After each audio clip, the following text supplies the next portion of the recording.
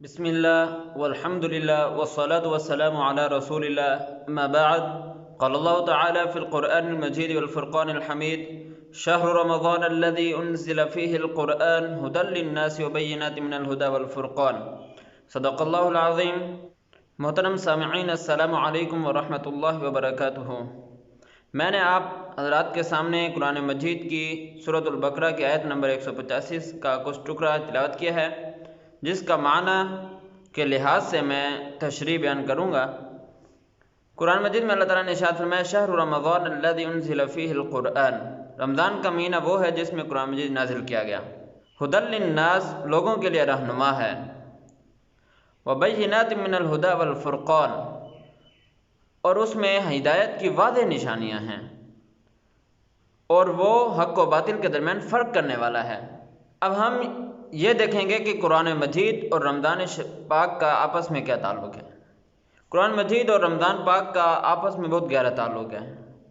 قرآن مجید میں ایک اور جگہ ارشاد ہوا: اِنَّا أَنزَلْنَاهُ فِي لَيْلَةِ الْقَدْرِ.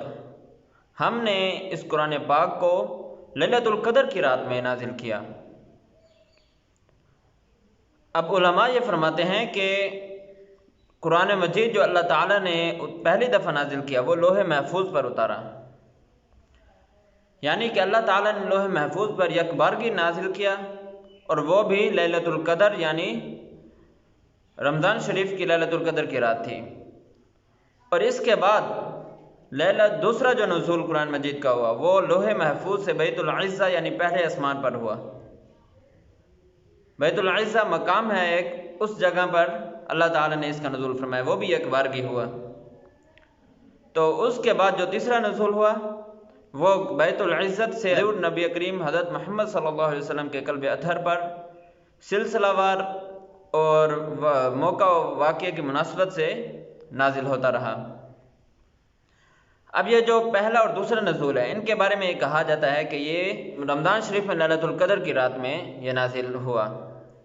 اور جو تیسرا نزول ہے وہ اکثر علماء اس کے بارے میں کہتے ہیں کہ یہ جو تیسرا نزول ہے یہ لیلۃ القدر میں اس کا آغاز ہوا، یعنی وہ آغاز اس کا جو بتاتے ہیں وہ لیلۃ القدر کا بتاتے ہیں. قرآن مجید میں ایک اور جگہ اللہ تعالیٰ کا ارشاد ہے، سورۃ الدخان: اِنَّا أَنزَلْنَاهُ فِي لَيْلَةٍ مُبَارَكَةٍ، کہ ہم نے اس کو مبارک رات میں نازل کیا. وہ مبارک رات بھی یہی شب قدر کی رات ہے. تو آپ ذرا یہ اندازہ لگائیے کہ جس رات میں اللہ تعالیٰ نے قرآن مجید نازل کیا اس رات کو کتنی اہمیت دے دی اسی قرآن مجید کی وجہ سے. یعنی کہ اللہ تعالیٰ نے اس کتاب کو منفرد رکھنا تھا، منفرد مقام عطا کرنا تھا. اسی وجہ سے اللہ تعالیٰ نے اس کتاب میں کو جس دن میں نازل کیا، جس رات میں نازل کیا، اس رات کا درجہ اور مقام بھی انتہائی اعلیٰ کر دیا. وَمَا أَدْرَاكَ مَا لَيْلَةُ الْقَدْرِ لَيْلَةُ الْقَدْرِ خَيْرٌ مِّنَ أَلْفِ شَهْرٍ، کہ تمہیں کیا معلوم کہ لیلۃ القدر کیا ہے؟ لیلۃ القدر تو 1000 مہینوں سے زیادہ افضل ہے. اب ایک رات، جس رات میں قرآن مجید نازل ہوا اس رات کو یہ مقام دے دیا. اس کے بعد جس ماہ میں وہ نازل ہوا اس ماہ کو اللہ تعالیٰ نے اتنا مقام دے دیا کہ اسے پورے مہینوں کا، 12 مہینوں کا سردار بنا دیا. اس مہینے میں مسلمانوں پر روزے فرض کر دیے. جس فرشتے کے ذریعے نازل ہوا اسے فرشتوں کا سردار بنا دیا. جس نبی پر نازل ہوا اسے نبیوں کا سردار بنا دیا. اور آپ یہ سوچیں کہ جس جگہ پر نازل ہوا، جس جگہ پر، جن جگہوں پر نازل ہوا، جس شہر پر نازل ہوا اسے امن کا شہر بنا دیا، فضیلتوں والا شہر بنا دیا. حضرت کعب بن عجرہ رضی اللہ تعالیٰ عنہ سے روایت ہے کہ نبی کریم صلی اللہ علیہ وسلم نے ایک مرتبہ ہمیں ممبر کے قریب ہونے کے لیے کہا، اور جب ہم قریب ہو گئے تو ممبر کے پہلے درجے پر جب قدم رکھا آپ صلی اللہ علیہ وسلم نے تو کہا کہ آمین، اور جب دوسرے کے درجے پر قدم رکھا تو پھر کہا آمین، اور اسی طرح جب تیسرے درجے پر قدم رکھا تو پھر کہا آمین.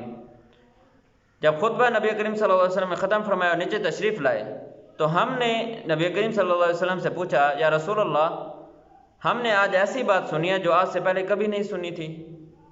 تو نبی کریم صلی اللہ علیہ وسلم نے فرمایا کہ ہاں، اس وقت جبریل علیہ السلام تشریف لائے تھے، اور جب میں نے پہلے درجے پر قدم رکھا تو انہوں نے کہا کہ تباہ و برباد ہو جائے وہ شخص جس نے رمضان شریف کو پایا اور اس میں اپنی مغفرت نہ کر سکا. اپنی مغفرت کا سامان نہ کر سکا، تو میں نے کہا آمین۔ اور پھر انہوں نے کہا، جب میں نے دوسرے درجے پر قدم رکھا تو انہوں نے یہ دعا کی کہ تباہ برباد ہو جائے وہ شخص جس کے سامنے آپ کا نام یعنی حضور صلی اللہ علیہ وسلم کا نام اس میں گرامی پڑھا جائے اور وہ آپ صلی اللہ علیہ وسلم پر درود نہ پڑھے۔ تو میں نے کہا آمین۔ اور اسی طرح جب میں نے تیسرے درجے پر قدم رکھا تو جبریل علیہ السلام نے یہ دعا کی کہ تباہ برباد ہو جائے وہ شخص جس نے اپنے والدین کو یا ان میں سے ایک کو بڑھاپے میں پایا اور وہ اس کو جنت میں داخل نہ کرا سکے۔ تو میں نے کہا آمین۔ تو میرے بھائی اور دوستو، اس حدیث سے ہمیں یہ پتہ چلتا ہے کہ رمضان شریف کی کتنی فضیلت ہے کہ جبریل علیہ السلام نے اس کے لیے بددعا کی اور حضور صلی اللہ علیہ وسلم نے اس کے لیے آمین کہا کہ تباہ برباد ہو جائے وہ شخص جس نے رمضان کو پایا اور وہ اپنی مغفرت نہ کر سکا۔ تو یہ میرے بھائیو قرآن مجید کا مہینہ ہے، تو ہمیں اس سے زیادہ فائدہ اٹھانا چاہیے، اپنی مغفرت کا سامان کرنا چاہیے۔ اللہ تعالیٰ سے دعا ہے کہ اللہ تعالیٰ عمل کی توفیق عطا فرمائے۔ آمین۔ وآخر دعوانا الحمد للہ رب العالمین۔